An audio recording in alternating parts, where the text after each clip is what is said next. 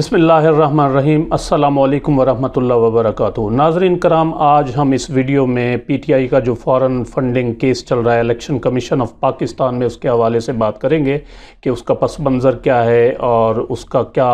Impact ہو سکتا ہے۔ Election commission of Pakistan کا جو ممکنہ فیصلہ ہے جس کے بارے میں کہا جا رہا ہے کہ پی ٹی آئی بین ہو سکتی ہے اس میں، تو اس کے کیا اثرات ہو سکتے ہیں،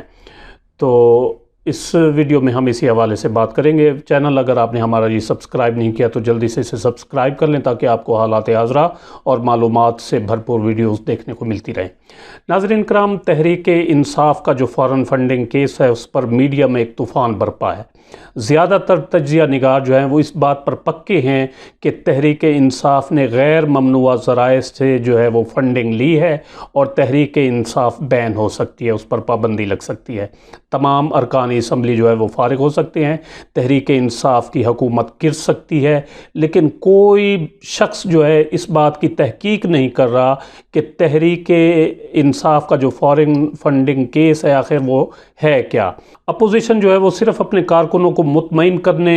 کے لیے اور دھرنے کی جو ہزیمت تھی اس کو مٹانے کے لیے اس کیس کو ہوا دے رہی ہے، اور کچھ اینکرز بھی اس پر طوفان کھڑا کر رہے ہیں۔ انہیں یا تو یہ معلوم نہیں ہے کہ تحریک انصاف کا یہ جو فارن فنڈنگ کیس ہے یہ ہے کیا، یا اگر پھر پتہ ہے تو پھر وہ تحریک انصاف پر اور عمران خان پر اپنا بغض نکالنے کے لیے اور ریٹنگ کے چکر میں اس کیس کو ہوا دے رہے ہیں۔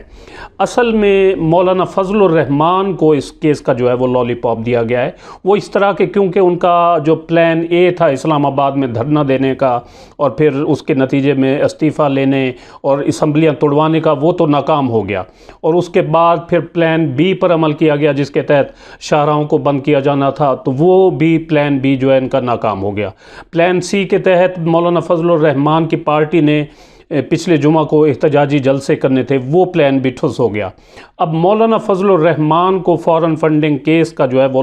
لالی پاپ دیا گیا ہے کہ آپ الیکشن کمیشن آف پاکستان کے پاس جائیں، ان سے ریکویسٹ کریں روزانہ کی بنیاد پر سماعت کی اس کیس کی، کیونکہ یہ کیس جو ہے یہ آخری مراحل میں ہے، اور پھر chief election commissioner of Pakistan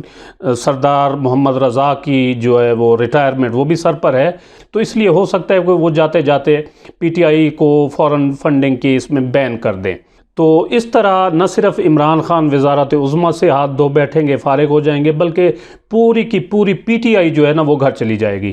اب رہبر کمیٹی جو ہے ان کی، اس کے ارکان اکرم درانی، احسن اقبال، نیّر حسین وغیرہ جو ہے نا 20 نومبر کو الیکشن کمیشن آف پاکستان کے پاس جاتے ہیں ایک درخواست لے کر کہ جناب یہ کیس روزانہ کی بنیاد پر سنا جائے، اور الیکشن کمیشن آف پاکستان نے ان کی یہ ریکویسٹ قبول کر لی، اور 26 نومبر سے روزانہ کی بنیاد پر یہ سماعت کا فیصلہ کیا گیا ہے اس کیس کی۔ جبکہ 6 دسمبر کو یہ جو آنے والا ہے، ابھی 6 دسمبر کو اگلے مہینے کی 6 تاریخ کو chief election commissioner of Pakistan retire ہو رہے ہیں۔ اب قانون کے مطابق ہونا تو یہ چاہیے تھا کہ الیکشن کمیشن جو ہے وہ رہبر کمیٹی کے ارکان سے پوچھتا کہ جناب آپ کا کیا لوکس اسٹینڈائی ہے اس کیس میں، یعنی کیا آپ متاثرہ فریق ہیں، آپ پٹیشنر ہیں یا رسپونڈنٹ ہیں، آپ کا کیس کے ساتھ تعلق کیا ہے۔ جلدی سماعت کے مطالبے کا یا تو پٹیشنر حق رکھتا ہے یا رسپونڈنٹ، لیکن رہبر کمیٹی والے نہ پٹیشنر ہیں نہ رسپونڈنٹ ہے۔ اور مزیداری کی بات یہ ہے کہ پیپلز پارٹی اور مسلم لیگ نون کا بھی ایک کیس جو ہے وہ الیکشن کمیشن آف پاکستان کے پاس زیر سماعت ہے فارن فنڈنگ کا، لیکن ان کیسز کا جو وہ مطالبہ نہیں کر رہے کہ جلدی سنا جائے۔ پی ٹی آئی کا مطالبہ کیا جا رہا ہے، پی ٹی آئی کے کیس کا، کہ یہ کیس جلد سماعت کیا جائے۔ اب آتے ہیں اس معاملے کی طرف کہ foreign funding case P T آئی کا جو ہے یہ ہے کیا اور یہ کب شروع ہوا۔ تو ناظرین کرام، تحریک انصاف کا جو یہ فارن فنڈنگ کیس ہے یہ 2014 میں الیکشن کمیشن آف پاکستان میں آیا۔ تحریک انصاف کے ایک سابق رہنما ہیں اکبر ایس بابر، وہ انہوں نے ایک پٹیشن دائر کی الیکشن کمیشن آف پاکستان کے پاس کہ پی ٹی آئی نے ممنوعہ ذرائع سے فنڈنگ کی ہے، اپنی غیر ملکی فنڈنگ ان کو ہوئی ہے، تو لہٰذا جو کہ قانون کے مطابق جرم ہے، غیر قانونی ہے، تو اس کے نتیجے میں پی ٹی آئی کو بین کیا جائے، اس کی جو ہے registration election commission of Pakistan کے پاس ایز اے پولیٹیکل پارٹی وہ ختم کی جائے۔ تو اکبر ایس بابر اصل میں ہے کون، یہ دیکھتے ہیں پہلے۔ اکبر ایس بابر یا اکبر شیر بابر یہ وہ شخص ہے جو کئی بار تحریک انصاف کو جوائن کر چکا ہے اور کئی بار تحریک انصاف کو چھوڑ چکا ہے۔ 2004 میں اکبر ایس بابر نے تحریک انصاف چھوڑی تھی۔ اکبر ایس بابر تحریک انصاف سے ناراض تھا اور تحریک انصاف چھوڑ چکا تھا، لیکن جیسے ہی 30 اکتوبر 2011 میں تحریک انصاف کو عروج ملا اور پھر اکبر ایس بابر دوبارہ تحریک انصاف کا حصہ بن گیا اور اس نے یہ پارٹی دوبارہ جوائن کر لی۔ تحریک انصاف نے اکبر ایس بابر کو اس لیے قبول کر لیا کیونکہ یہ ذرا چرب زبان تھا، تحریک انصاف کا بہترین طریقے سے یہ دفاع کر سکتا تھا۔ جب دوسری جماعتوں کے لوگ جو ہے وہ تحریک انصاف میں شامل ہوئے، شاہ محمود قریشی کی خصوصاً شمولیت ہوئی اور تحریک انصاف نے شفقت محمود کو جو ہے وہ سیکٹری انفارمیشن بنایا، تو اکبر ایس بابر جو ہے نا اس معاملے سے تحریک انصاف سے ناراض ہو گیا اور اس نے تحریک انصاف چھوڑ دی اور فیس بک پر اور سوشل میڈیا پر تحریک انصاف کے خلاف پوسٹیں جو ہے یہ کرتا رہا اور اپنا غبار نکالتا رہا۔ 2014 میں اکبر ایس بابر اچانک الیکشن کمیشن آف پاکستان پہنچتا ہے اور دعویٰ کرتا ہے کہ اس پارٹی کو یعنی پی ٹی آئی کو فارن فنڈنگ ہوئی ہے۔ اکبر ایس بابر کے ساتھ نون لیگ کے رہنما طلال چودھری اور شاہ نواز رانجھا اکثر الیکشن کمیشن آف پاکستان کے سامنے پیش ہوتے تھے اور اکٹھی پریس کانفرنسز جو ہے وہ منعقد کرتے تھے، جس سے اس تاثر کو تقویت ملتی ہے کہ اس سارے کھیل کے پیچھے مسلم لیگ نون ہے۔ اب تحریک انصاف کا فارن فنڈنگ کیس ہے کیا؟ تحریک انصاف نے 2013 کے الیکشن سے پہلے الیکشن کمپین چلانے کے لیے امریکہ میں جو ہے وہ فنڈز جمع کیے۔ جب الیکشن کمیشن آف پاکستان کے کہنے پر تحریک انصاف نے غیر ملکی فنڈنگ کا ریکارڈ جمع کرایا تو نون لیگ کے رہنماؤں نے کچھ دستاویزات لہرائیں میڈیا پر کہ تحریک انصاف کو بھارتیوں، اسرائیلیوں اور یہودیوں سے فنڈنگ کی جا رہی ہے، لیکن معاملہ پھر کچھ اس طرح نکلا کہ کچھ ایسے پاکستانی تھے جنہوں نے جو اپنا شناختی کارڈ نہیں بنوایا تھا دوبارہ، اور کچھ ایسی کمپنیاں تھیں جو پاکستانیوں کی ہیں لیکن انہوں نے اس کے اکاؤنٹ سے کریڈٹ کارڈ یا چیک کے ذریعے فنڈنگ کی تھی۔ تو تحریک انصاف کا فارن فنڈنگ کا کل کیس جو ہے وہ 25,000 پاؤنڈ یا تقریباً $1 لاکھ مالیت کا ہے۔ کیس سارا یہ ہے کہ امریکہ میں مقیم دوہری شہریت رکھنے والے پاکستانیوں نے اپنی کمپنیوں جو کہ امریکہ میں رجسٹرڈ ہیں اور پاکستانی قانون کے مطابق وہ غیر ملکی کمپنیاں ہیں، تو ان کے کریڈٹ کارڈ سے تحریک انصاف کو فنڈنگ کی گئی۔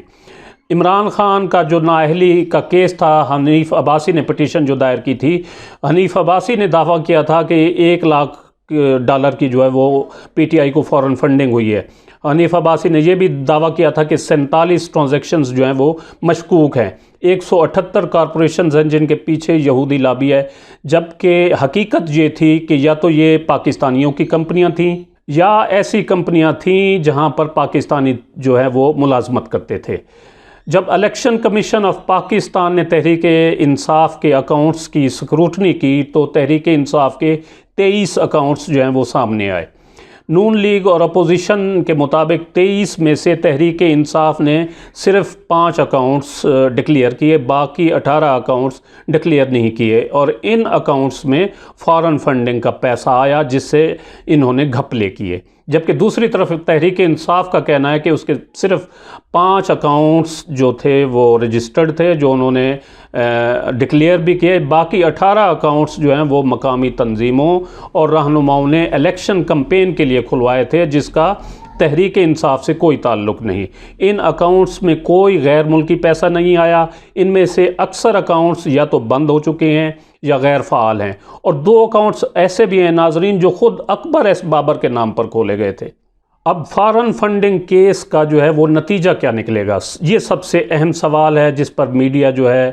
ایک لوگوں کو گمراہ کر رہا ہے کہ اس کے نتیجے میں تحریک انصاف بین ہو جائے گی، وزیر اعظم عمران خان کی پرائم منسٹرشپ ختم ہو جائے گی، یا خدا نخواستہ اسمبلی ڈیزالو ہو جائے گی اور تمام M N As, M P As P T I کے فارغ ہو جائیں گے۔ تو نون لیگ کے دعوے کے مطابق تحریک انصاف کو جو ممنوعہ فنڈنگ ہوئی ہے وہ تقریباً $1 لاکھ ہے، جو اس وقت کے حساب سے 1 کروڑ روپیہ اور پاکستانی روپیز میں، اور آج کے حساب سے تقریباً 1.5 کروڑ روپیہ بنتا ہے۔ اگر یہ ثابت ہو جاتا ہے کہ یہ ممنوعہ فنڈنگ ہے تو پھر الیکشن کمیشن آف پاکستان یہ ضبط کر لے گا اور پیسہ قومی خزانے میں چلا جائے گا۔ لیکن ابھی تک یہ ثابت نہیں ہوا کہ یہ ممنوع فنڈنگ ہے۔ فرض کرے کہ اگر یہ ثابت ہو جاتا ہے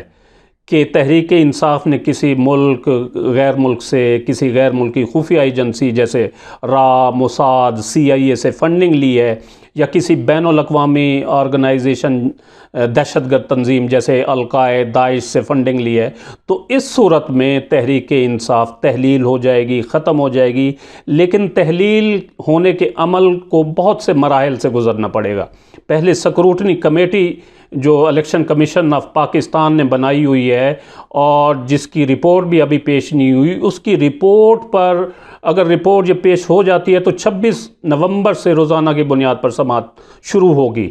لیکن ابھی تک یہ رپورٹ سکروٹنی کمیٹی نے پیش نہیں کی۔ سکروٹنی کمیٹی پہلے اپنی سفارشات مکمل کرے گی، پھر اس پر الیکشن کمیشن آف پاکستان اس کیس کی سماعت کرے گا، اور اگر اس نے مناسب سمجھا، ضروری سمجھا، جیسا کہ اس نے اجازت دے بھی دی ہے، تو روزانہ کی بنیاد پر سماعت کرے گا۔ دونوں طرف سے دلائل ہوں گے، اور اگر الیکشن کمیشن میں یہ بات ثابت ہو جاتی ہے کہ فنڈنگ کسی ملک سے براہ راست لی گئی ہے، کسی خفیہ ایجنسی را، موساد وغیرہ سے براہ راست، یا کسی دہشت گرد تنظیم القاعدہ، داعش سے لی گئی ہے براہ راست فنڈنگ، تو اس صورت میں بھی election commission of Pakistan PTI کو بین نہیں کر سکتا، بلکہ قانون کے تحت جو پولیٹیکل پارٹیز ایکٹ پریویل کر رہا ہے اس وقت، اس کے تحت اپنی سفارشات وفاقی حکومت کو بھجوائے گا الیکشن کمیشن آف پاکستان، اور اگر وفاقی حکومت مطمئن ہوگی کہ واقعی ایسی فنڈنگ ہوئی ہے تو وہ 15 دن کے اندر اندر ایک ریفرنس بنا کر سپریم کورٹ آف پاکستان کو بھجوائے گی، جہاں ایک بار پھر دلائل ہوں گے دونوں طرف سے، اور پھر حتمی فیصلہ آئے گا۔ لیکن اگر یہ ثابت ہوتا ہے کہ ممنوعہ فنڈنگ ہے جو کسی غیر ملکی شخص سے یا غیر ملکی کارپوریشن سے لی گئی ہے، تو اس صورت میں صرف وہ ممنوعہ فنڈنگ جو ہے وہ ضبط ہوگی۔ یہ پوائنٹ نوٹ کرنے کا ہے کہ اس صورت میں صرف ممنوعہ فنڈنگ جو ہے وہ ضبط ہوگی۔ لیکن اگر یہ ثابت ہوتا ہے کہ PTI نے براہ راست کسی غیر ملکی ایجنسی را، موساد، CIA وغیرہ سے فنڈنگ لی ہے، کسی ملک سے براہ راست فنڈنگ لی ہے، کسی دہشت گرد تنظیم اپنا القاعدہ، داعش وغیرہ سے فنڈنگ لی ہے براہ راست، تو اس صورت میں پھر الیکشن کمیشن آف پاکستان اپنی سفارشات جو ہے اس پارٹی کو بین کرنے کی وفاقی حکومت کو بھجوائے گا، اور اگر وفاقی حکومت مطمئن ہوگی کہ واقعی ایسی فنڈنگ ہوئی ہے تو وہ 15 دن کے اندر اندر ایک ریفرنس بنا کر سپریم کورٹ آف پاکستان بھیجے گی، جہاں پر پھر دوبارہ دلائل ہوں گے اور پھر حتمی فیصلہ آئے گا۔ لیکن لگ یہ رہا ہے، زیادہ مضبوط چانسز یہ ہیں کہ اگر یہ ثابت ہو جاتا ہے کہ یہ ممنوعہ فنڈنگ ہے تو پھر وہ ممنوعہ فنڈنگ ضبط کر لی جائے گی اور کیس ختم ہو جائے گا۔ تو ناظرین، یہ کچھ میری معروضات تھیں جو میں نے اس کیس کے حوالے سے اسٹڈی کی اور آپ کے ساتھ شیئر کی۔ امید آپ کو پسند آئی ہوں گی، جسے لائک اور شیئر کرنا نہ بھولیں، اور اپنی رائے کا اظہار کمنٹ سیکشن میں ضرور کریں۔